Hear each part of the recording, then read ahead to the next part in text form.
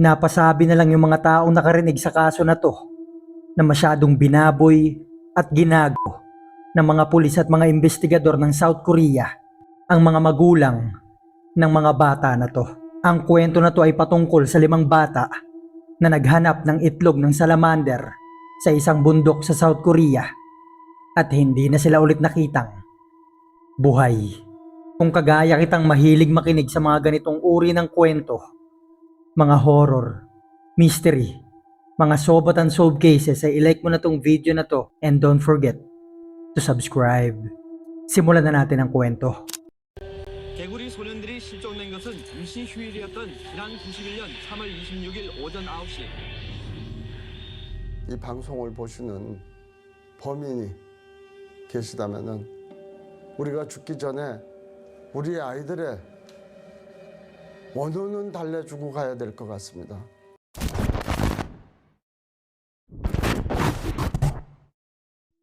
Noong March 26, 1991, isa ito sa mga pinakamakasaysayan araw sa South Korea dahil sa unang pagkakataon sa makalipas na 30 taon na pamamalagi nila sa ilalim ng kapangyarihan ng militar ay nagkaroon sila ng botohan. Halos lahat ng tao sa buong bansa sa balita na to nakatuon. Kanya-kanyang usapan, kanya-kanyang opinyon na kung sino ba ang karapat-dapat na mamuno sa kabuuan ng bansa. Sa kabilang banda naman, araw ito ng Martes at dahil botohan nga ay walang pasok ang mga estudyante.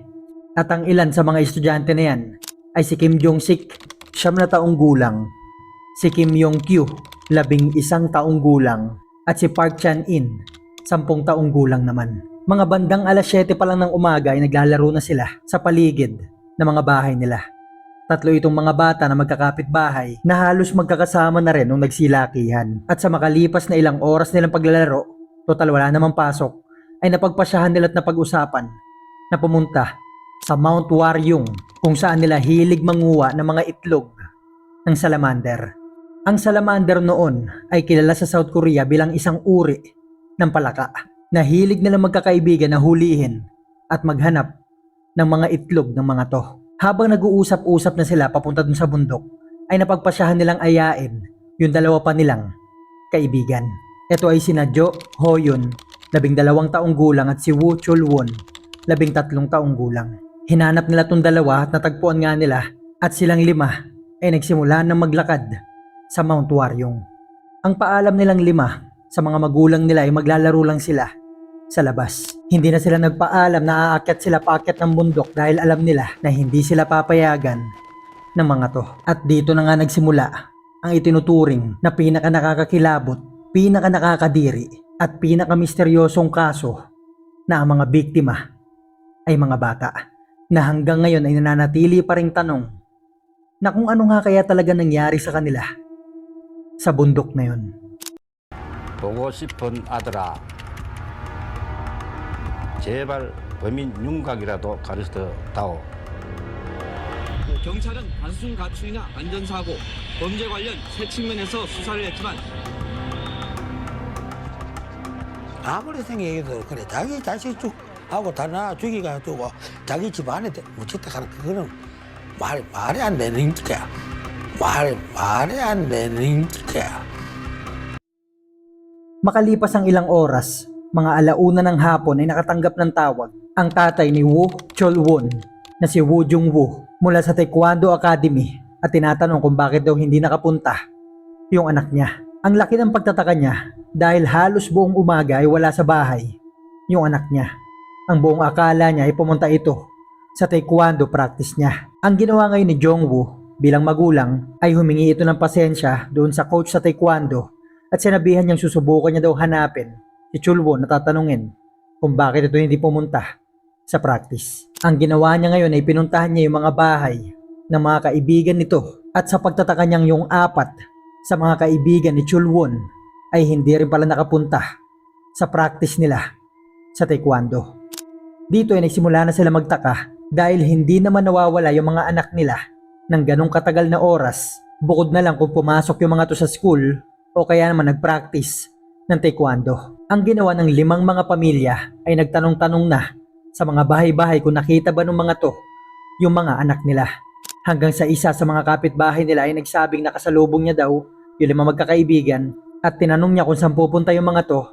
Ang sabi ng 5 bata ay aakyat daw sila sa Mount Waryong at manghuhuli ng mga salamander at ng mga itlog ng mga to.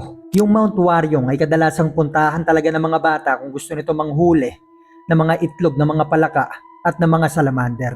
Hindi naman ganong kalayuan yung lugar na to, kaya naman galit yung mga magulang na nagsiakyatan ng bundok. Ang kaso nga lang, wala silang nakita mga sinyales na umakyat dun yung mga anak nila. Sinubukan pa nila mag-ikot-ikot dito sa lugar kung saan lagi nagpupunta yung 5 magkakaibigan na to. Pero hindi nila nakita yung mga to. Ni kahit anong palatandaan ay wala silang makita dito kung saan nagpunta yung mga bata. At sa paglipas ng ilan pang mga oras na maghahating gabi na, mula sa galit na emosyon nila dahil hindi nga nagpaalam yung mga bata, dito ay nagsisimula na silang mag-alala. Yung ilan sa kanila ay nagpuntahan na sa police station at inireport na nawawala yung mga anak nila.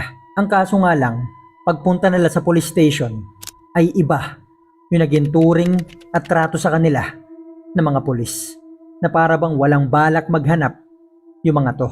Dahil nga noong mga taon na to, 1991, ay maraming mga bata ang naglalayas pero bumabalik din naman makalipas ang ilang oras, ilang araw o ilang linggo. Kaya't ang sabi sa kanila ng mga pulis, maghintay pa ng ilang oras o hanggang kinabukasan, tsaka sila maghahanap. Sigurado yung mga pulis noong mga araw na yon na uuwi din yung mga bata. Ang kaso nga lang, ang paliwanag ng mga magulang, ang edad ng mga to ay 9 hanggang 13 taong kulang. Wala sa ugali ng mga to ang maglayas. Bukod dyan, ay takot yung mga to ni lumabas ng hating gabi. Kagaya ng una, ang sabi ng mga pulis ay maghintay pa sila ng ilang araw. Alam ng mga magulang ng mga bata, sa asta ng mga pulis na to ay wala talaga silang balak maghanap ng oras na yon. Kaya't wala silang nagawa kundi maghintay ng kinabukasan. Nung sumunod na araw ay lalo lang silang nag-alala. Wala pa rin sinyales, wala pa rin balita kung saan napunta yung mga anak nila at kung ano nangyari sa mga to. Sinubukan nilang bumalik sa Mount Waryong pero kagaya ng una ay wala talaga silang makitang kahit anong sinyales na nandito yung mga anak nila. Nagpabalik-balik sila sa pulis ng ilang pang-araw pero hindi talaga sila iniintindi ng mga to. Nung 5 araw nang nawawala yung mga anak nila ay nagsimula na sila magpuntahan sa iba't ibang bayan at dito yung ilan sa mga journalists ay in-interview na silang mga magulang. Kinabukasan ay laman na ng dyaryo ang pagkawala nung 5 mga bata. Nung araw lang na yon, nagsimulang kumilos yung mga pulis. Nung unang mga araw na pagkawala ng mga bata ay busy halos lahat ng mga tao sa Korea dahil nga election day at naghihintay sila kung sino ba yung mananalo. Nung sumunod na buwan ng Mayo, tsaka lang na-realize ng mga tao na may 5 bata palang nawawala sa isang maliit na bayan at ang huling lokasyon ng mga bata na to ay isang bundok. Nagsimula nang umingay yung pagkawala ng 5 bata at sinabayan naman ito ng paghahanap ng mga pulis sa mga paligid na lugar sa paligid ng bundok at mag-interview ng mga taong kakilala ng mga bata. Ang nakakalungkot dito, nawawala na nga sila ng anak ay nagsisimula pa silang lokohin ng ilang mga tao. Nakatanggap ng tawag ang pamilya na Kim Jong-sik, isa sa mga batang nawawala. Isang lalaki yung tumawag sa kanila at sinabi sa kanila na hawak niya daw yung 5 mga bata. Hirap na silang lahat, may sakit na rin yung 2. Sinabi nila sa pulis yung tawag na to, pero sa pag-iimbestiga ng mga pulis na pag-alaman nila, yung taong tumawag pala noon ay nangloloko lang. Ang nakakalungkot dito ay naulit pa ito ng ilang beses. Nakakatanggap sila ng mga tawag at sinasabing hawak daw nila yung mga bata. Nagpaparinig pa yung mga to ng mga boses ng mga bata. Yun pala ay mga nanloloko lang. Pero hindi pa yan yung mga pinakamasakit na nangyari sa mga magulang ng mga to. Sa paglipas ng ilang mga buwan na paghahanap nila, nung wala pa rin sila nakukuwang kahit anong lead o mga impormasyon kung saan napunta yung mga anak nila at anong nangyari sa mga to, ay nag-resign silang lahat sa mga kanya-kanya nilang mga trabaho para matuon yung mga oras nila sa paghahanap lang sa mga anak nila. Nagbibigay sila ng mga flyers araw-araw sa iba't ibang lugar. Kumuha pa sila ng isang sasakyan na may mga picture ng mga anak nila at pinapabiyahe nila to sa buong South Korea para lang makakuha ng kahit konting impormasyon kung saan napunta yung mga anak nila. Naglagay na rin sila ng mga picture ng mga to kahit sa pakete ng sigarilyo, sa mga commercial, sa mga school, sa mga building, sa mga poste, sa mga bahay-bahay. At dito pa nga nangyari yung isa sa mga pinakamasasakit na karanasan nila. Dahil isang araw sa harap ng mall, nung namimigay sila ng mga poster, mga flyers na may laman ng mga picture ng mga anak nilang nawawala, yung ilan sa mga taong binigyan nila ng poster ay pinampunas lang yung poster na to sa mga dumi nila sa sapatos, pinangbalot ng bubble gum. Pagkakuha ay tinatapo lang sa basurahan. Ang masakit sa mga to, ginagawa nila to nang nakikita sila ng mga magulang ng mga nawawalang mga bata, na isa sa mga impormasyon ng kwento na nakakadurog ng puso. Isipin na lang natin kung anong sakit ang nararamdaman ng mga magulang na to na nilulukot lang, dinudumihan at tinatapon yung mga picture ng mga anak nilang nawawala, ng mga taong inaasahan pa naman sana nilang makakatulong sa kanilang mahanap yung mga anak nilang nawawala. Ang isa pa sa nakakagalit dito, yung poster o flyers na ginawa ng mga pulis. Ang nakasulat dito, imbis na mga nawawalang mga bata, ay mga batang tumakbo o tumakas sa kanilang mga bahay. Ang pinapalabas pa ng mga pulis ay hindi nawawala yung mga to, kundi mga tumakas lang sa kabila ng halos 1 taon na yung mga tong nawawala. Ang dahilan na nakikita ng mga tao ay ayaw lang talaga mag-imbestiga o magtrabaho ng mga to. Yung nanalong presidente ng South Korea ay nag-utos na rin sa mga pulis na tulungan yung mga magulang na hanapin yung 5 mga batang nawawala. Dito ay dumami yung mga pulis na tumulong. Umabot sa mahigit 300,000 mga pulis, mga volunteer, mga officer ang nagtulong-tulong para hanapin yung mga bata. Inikot nila yung kabuuan ng Mount Waryong. Bawat sulok nito, may dala pa sila mga stick na tinutusok bawat dinadaanan nila. At ang sabi pa nga ng mga to, miski kahan ng sigarilyo ay nakita nila sa daan, kaya't imposibleng hindi nila makita yung mga to. Sa paglipas pa ng ilang mga buwan at taon, ay unti-unti nang nawalan ng interes sa mga tao sa kaso na to. Dahil masyado nang matagal, walang mga lead, walang mga impormasyon kung ano nangyari sa mga bata. 3 taon ang lumipas mula nung nawala yung mga bata, ay napilitan na magsibalikan sa trabaho yung mga magulang dahil meron pa rin naman silang pamilyang kailangan suportahan. Bukod pa dyan ay masyado nang malaki yung mga utang nila. Karamihan sa mga magulang na to ay tinuon yung sarili nila sa pag-iinom, na kadalasan ay napapaaway sa mga pulis. Yung isa pa nga sa mga magulang, dahil madalas siyang mapaaway sa mga pulis, ay nilagay siya sa detention center. Ang isa pa sa napansin ng mga tao, na yung tatay ni Kim Yong-gyu ay putlang-putla ito na parang palaging may sakit dahil palagi pala itong umiinom ng sleeping pills. Halos araw-araw, mayat maya, siguro para makatulog na lang siya, imbis na maalala yung pagkawala na nag-iisa niyang anak. Pero hindi pa dito natapos yung mga pinakamasasakit na nangyari sa kanila.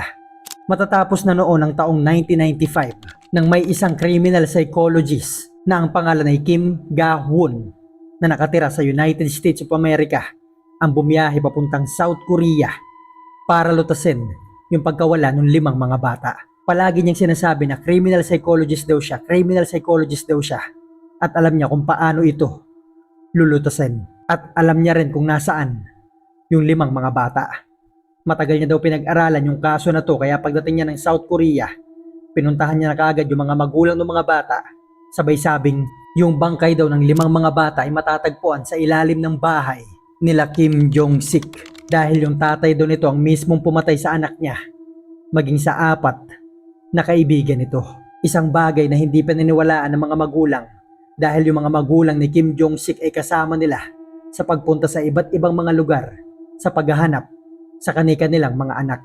Pero sa paglipas ng ilang mga linggo, si Kim Ga-hoon na isang self-proclaimed criminal psychologist ay umaatin pa sa ilang mga interview at pinipilit na yung tatay nga daw ni Jong-sik ang pumatay dun sa 5 mga bata. Kaya't ang ginawa ng mga pulis ay sinubukan nila itong interviewin.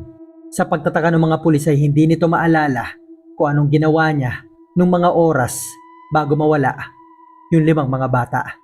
Kaya't ang ginawa nila ay pinaniwalaan nila si Kim Ga-hoon At noong January 12, 1996 ay nagsimula na silang maghanda sa paghuhukay. Napakaraming mga media network, mga journalists, mga pulis, mga investigador ang pumunta dun sa bahay dahil nga huhukayin ito. At dito ay malalaman nila kung totoo ba talaga yung sinasabi ni Kim Ga-won. At dito ay binutas nila yung pader, nagsimula sila maghukay, tinibag nila yung sahig, kumuha pa sila ng excavator.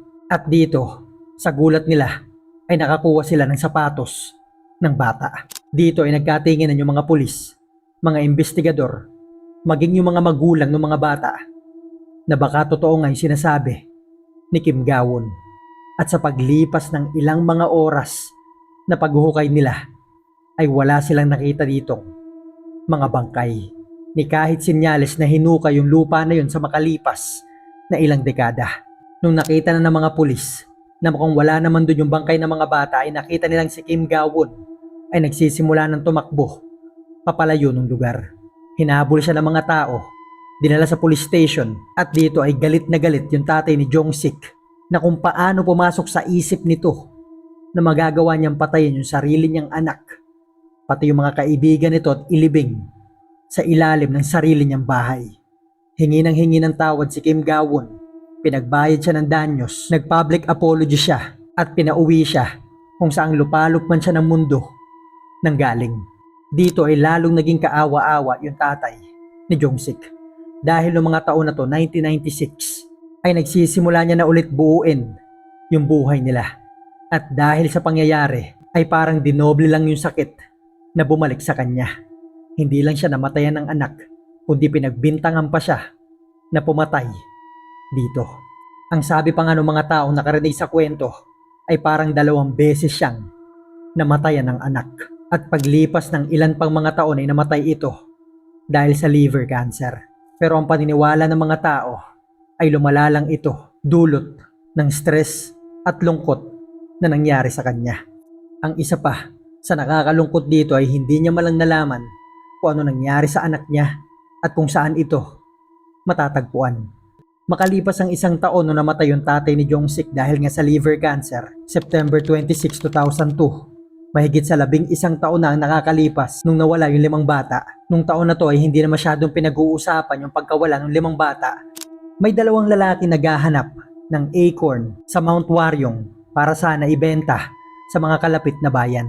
Ito ay sinasahog nila sa pagkain. Pwede natin itong tawagin na parang isang uri ng mani sa Pilipinas. Naghiwalay na yung 2 lalaki na to sa Mount Waryong para mas marami silang mahanap. Pero yung isa sa kanila, imbis na makahanap ng pagkain, ay mga buto ng tao. Yun nakita niya. Nagmadali siyang tumakbo't hinanap yung kasama niya at tumawag sila sa pulis. Makalipas ang ilang minuto ay nagdatingan na yung mga pulis at sinubukan nilang kumpirmahin kung buto nga ba ito ng mga tao. At dito ay positibo sila na ito na yung mga buto ng mga batang nawawala sa bundok na yon. 11 taon ang nakakalipas. Ilang minuto pa ang nakakalipas ay nagsidatingan na rin yung napakaraming mga pulis. At dito ay tinawagan na nga nila si Chae Jong-min na isang forensic scientist na agad naman bumiyahe at pumunta sa site kung saan natagpuan yung mga bungo. Pagdating niya sa site kung saan natagpuan yung mga buto ng mga bata ay nasaksihan niya yung matinding katangahan ng mga pulis. Dahil imbis na hintayin sila mga forensic agent na mga eksperto sa mga bagay na to, ang ginawa ng mga pulis bago pa man sila makarating ay hinukay nila yung mga buto na animoy naghuhukay ng kayamanan na kung saan nasira ng mga to yung mga ebidensyang maaaring magamit nila upang malaman at madetermina kung paano namatay yung mga bata, anong posisyon ng mga to, sino unang namatay, at anong maaaring ikinamatay ng mga to. Pero dahil sa ginawa ng mga pulis na hinukay nila yung mga to at inipon-ipon at pinagpatong-patong sa ibabaw ng mga dyaryo, ay mahihirapan na sila nito ngayong malaman. Napasabi na lang yung ilan sa mga forensic agent na sinabutahe ng mga pulis yung investigasyon patungkol dito sa mga bata. Sa kabila nito ay nagsimula na silang mag-imbestiga. Nakakita sila ng napakaraming bala sa mga lupang kasama sa paghuhukay sa mga buto. Kaya't ang unang suspetsa nila ay namatay yung mga bata dahil sa baril. Sa patuloy pa nilang pag-aaral sa kung paano ang mga posisyon ng mga bata, ay may napansin silang nakakakilabot na mga bagay. Dahil ayon sa mga itsura ng mga damit ng mga to at kung paano natagpuan ng mga pulis yung mga buto, ay parang nakatupi yung katawan ng 5 bata bago sila inilibing. Bukod pa dyan, yung mga manggas na mga damit nila at mga jacket ay nakatali sa isa't isa. Sa paligid kung saan natagpuan yung mga buto ay nakakita pa sila ng napakaraming mga basyo ng baril at napakaraming mga bala rin sa paligid na hindi naman nagamit. Kaya't malaki talaga ang posibilidad na binaril yung mga bata kaya namatay yung mga to. Unti-unting nagdatingan na rin yung mga magulang ng mga bata at dito ay nakumpirma nila na yung mga damit nga na nandun nakasama ng mga buto ay mga damit ng mga anak nila nung nawala yung mga to. At may isang bagay na naman na ginawa yung investigador sa pagkawala ng mga bata na siyang ikinagalit ng mga tao, ng mga magulang ng mga to. Dahil ang sabi ng investigador na to sa ilang mga interview ay mukhang namatay yung mga bata sa lamig nung panahon na sa tingin ng mga tao. Kaya ito sinabi ng investigador dahil ayaw niya na mag-imbestiga ng mga bagay patungkol sa kaso na to sa hindi malamang dahilan. Malaki ang posibilidad na mukhang binaril nga talaga yung mga bata dahil sa mga ebidensya na nakuha sa paligid ng lugar. Pero nung pinag-aralan na ng mga forensic expert yung mga buto ng mga bata ay may butas yung ulo ng mga to pero hindi gawa ng bala ng baril kundi gawa ng isang napakatigas at matulis na bagay na mukhang ipinalo sa ulo ng mga to ng paulit-ulit. Ang isa pa sa nakakakilabot dito, yung ilan sa bungo ng mga to ay may marka na parabang tinusok ito ng malaki at matigas na bagay.